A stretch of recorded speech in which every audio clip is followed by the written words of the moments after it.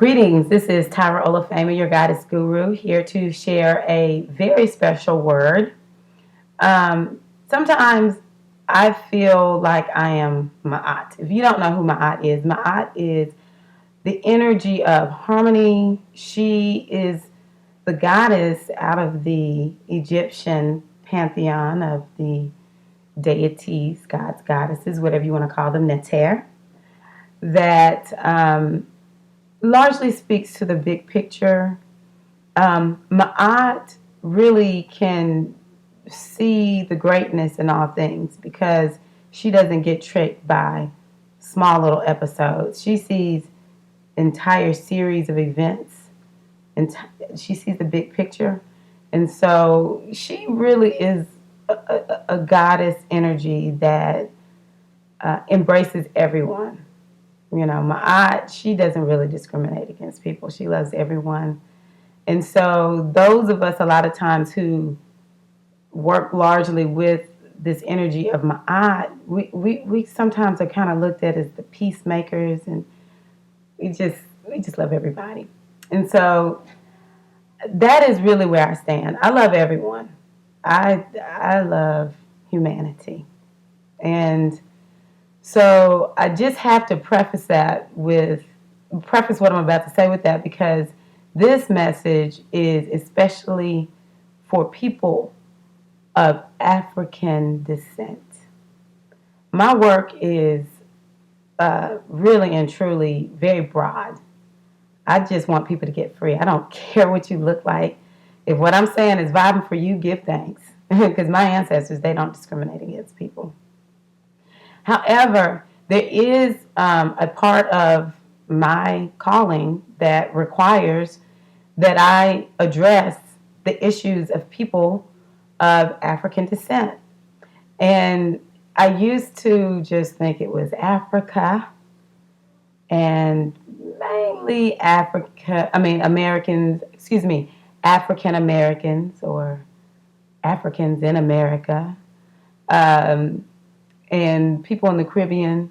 But I've come to realize that brown-skinned people around the world, we're everywhere, because I've made a deep, deep connection with the African presence, the African descendants in South America, Latin countries. So it's interesting as I study. Number one, I have been working on myself. I can't figure out certain things about myself. How is it that I can succeed in so many ways but never feel like a success? That doesn't make sense to me. And so as I've had to work to figure out what in the world is going on, part of what I'm understanding and realizing is that there's a conditioning, and it happens to anybody. It's not just brown-skinned people around the world. This is everybody. It's programmed in a way that you don't even know you're receiving the program. The programming of the world becomes so much a part of you that you don't even know it's there until something happens that makes you question, why do I think this way? And I hope you all ask yourselves, why do I think the way that I think? Because the majority of us don't think the way that we think because we really think that way, because we really and truly believe it. It's programming. And part of the programming I received growing up as a child, and it was very subtle, is that black is less than. If you are of African ancestry in some way, you're less than. Now, I'm not vindicating, what word am I using? I am not pointing my finger at anyone. What has happened has happened. And this is what came to me one Sunday as I was meditating and pondering, that I have to revisit the past in order to figure out what's going on today and move beyond it. Okay, so I will remember the past. I must, because I can't understand what's wrong with me today if I don't look at what happened in the past. So the truth of the matter is, as Africans were put on slave ships, and yeah, Africans sold Africans into slavery. Let's just address that, okay? I'm not even trying to fake the funk about anything, okay? I don't know if they knew what was going to happen, whatever, but it happened. So they get on the boats, travel over. We all know, if you don't know, you should study the transatlantic slave trade. We all know the trip over was horrendous. Many, many Africans jumped off the ship, and these Africans from many, many different countries in Africa. They said, oh no, we can't do this. We got to jump off the ship. They were laying in their own pee, their own bowel movement. They were laying in, the women were being raped, the girls were being raped. It was horrendous. And so many of them jumped, and some of them stayed on the ship. And I give thanks for the ones that stayed on the ship, because I'm one of their descendants. And the ones that jumped, we bless their souls and hope that they're not stuck. We have to do a lot of acknowledgement of the ones that did jump, that did die in a way where their souls maybe got stuck because it was so traumatic. So they get over here to different parts of the world. Latin America got a huge population. The Caribbean got a huge population of Africans. North America got the smallest amount of slaves. And that's the group that I'm in.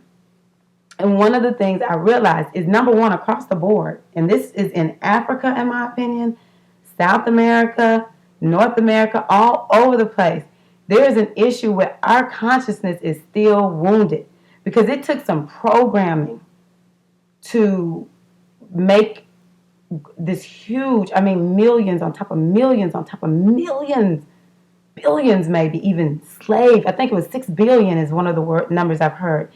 Billions of Africans who were enslaved, brought over.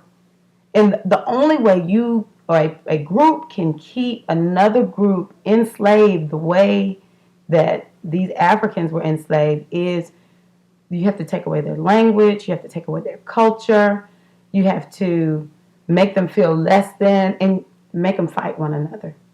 And I'm not saying that the Europeans who did this were all that bright, but doggone it, they did it.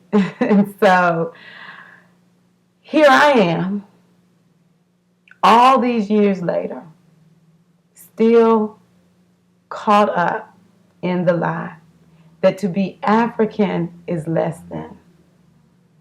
And the bottom line is, most of us don't realize, number one, those of us who are of African descent, which all of us really are. If we study anthropology and all that kind of work, humanity started in Africa, so we all really are. But most of us don't look African anymore.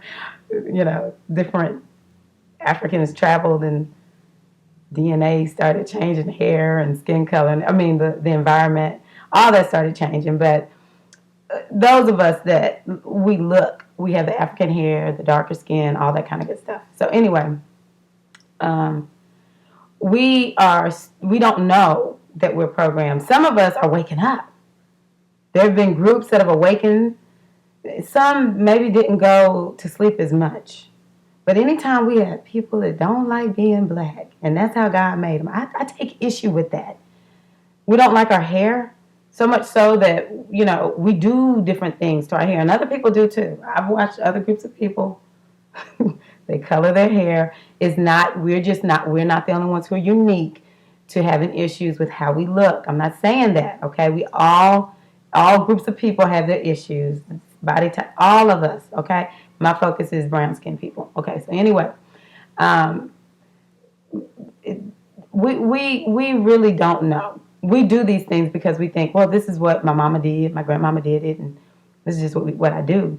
And then, other populations of people don't understand. Like white people, the descendants of Europeans, they don't know that they, too, are programmed. And I'd say the majority of the people I know, no matter what their nationality or ethnicity, are nice people and love everybody. But I'm being honest with myself and saying I wake up regularly to realize programming that is problematic in my consciousness, and I didn't mean for it to happen. It just did, because this is the world I was born into, and so now I get to make a choice to come up out of it. So I need to tell the brown-skinned people of the world that when you're ready, it's important for you to reconnect with your ancestors from Africa. Many of us, now the ones it seems like down in like Cuba and Haiti, now it is not perfect down there. Latin America, Brazil, all those places, Colombia, it's not perfect, okay? But for some reason, they were able to hold on to some of the ancestral ways a little bit better than those of us who are in America, North America, United States. Sometimes I feel like those of us who are here in the continental United States, we got a little more lost because we were so isolated. We were the smallest group of Africans to land, on a particular landmass over here. And so it's difficult to really get stable in who you are when you don't have any connection. Now, we do remember many of our ancestors who had to live out slavery. And I give thanks for those ancestors. Because they live, I live. I don't have no shame about the fact that my ancestors, I have plenty of them who were enslaved. I don't have a shame about that. I love them. But I do know that particular way of living was not the only, it's not the only legacy from which I come. And had anyone told them, it would have made a huge difference for them too, knowing better who and what they are. And so what came to me yesterday that I feel compelled to share is we have to go back. We have to go back and remember the ways of our ancestors. Even if you don't know who your ancestors are, the world is so mixed up right now anyway, it doesn't matter. I go to Cuba, Haiti, Brazil, Colombia, all parts of Latin America, and I look for the Africans who are there. I look at the African continent. I look at those of us who are here in the continental United States. I'm looking to connect with the ancestors, the African ancestors around the world, because they all have a piece of the legacy that helps me to put it together so I know who and what I am, and I stop operating from this place of being less than and move up in my consciousness and know who and what I am and operate from that place. And so, we were deprogrammed from what our ancestors from Africa did. We have to go back and remember. I don't have any PhD studies to prove what I'm saying. What I am telling you is if you give it a try, I just want to let you know you will feel the wholeness and the healing in your body. I'm not asking you to give up too much of anything. But what I am saying is that if you go somewhere and start taking a West African drum class, I don't care if it's West Africa, go take an African drum class. Listen to African music, Brazilian, Colombia, I don't care where, Cuba, anything that stems from Africa. I study African spirituality, and it helps to make me whole. It helps me to understand all other spiritual systems way better. That's another option. Because to me, if we don't talk about the religion of a culture, we ain't talked about the whole culture. We can't just wear African clothes and profess to be African. It's just, sorry. We got to look at it all. You have to subscribe to it because I know some people just aren't going to do it. But there's a beauty to understanding that and just hearing the words, hearing different words from African culture, and immersing yourself in it. I mean, just put on a YouTube video. I'm not asking you to get on a boat, plane, or train, okay? What I am telling you, though, is the wisdom that has come to me to share with the brown-skinned people of the world is that you must go back and find out something about your ancestors, because the African consciousness is fragmented and it is wounded, and it will remain that way as long as we continue to reject or not acknowledge where we came from. in order for us to bring healing to ourselves, our own psyches and our consciousness, in order to bring healing to the African consciousness of the world and to bring it back up to its place of greatness. It's not just one culture that's great, okay? It's many cultures. It's many people that are great. And I'm tired of people putting down African culture. And it's so subtle. Everyone will say, I'm not putting it down. But through not even acknowledging it, to me, that's a put down, okay? And I'm not fussing, but somebody's got to say it. We must do our part to elevate the wonder and the glory of the African consciousness to where it belongs, because our children and our children's children, they will never get to where they're supposed to be if we don't start somewhere. So love Africa. It doesn't have to be the continent. I don't care where you go. Africa is everywhere. If you study, it is so in us. We just have to resurrect our remembrance of it. It's in culture. It's everywhere, but no one gives us any credit for it or anything like that. Love Africa, the African consciousness. And if what I'm saying to you doesn't fully make sense, it doesn't matter. It's taken me, I'm 41. It's taken me many years to get to this place, to even really understand. But my ancestors have charged me to say it. Somebody needs this video today. So that's what I have for you all today. Anyone that this resonates with, go on ahead and promote Africa. Put your locks on, baby. Wear your dashiki, because we've got to do right by the African consciousness. And I'm talking about on the spiritual level, the non-physical level. We got to get it right there first, and then everything else will manifest through. I want brown-skinned people of the world to walk in abundance and prosperity. But as long as we think we're less than, we're going to struggle to do so. So that's all I have, because I can't turn it off. Thank you.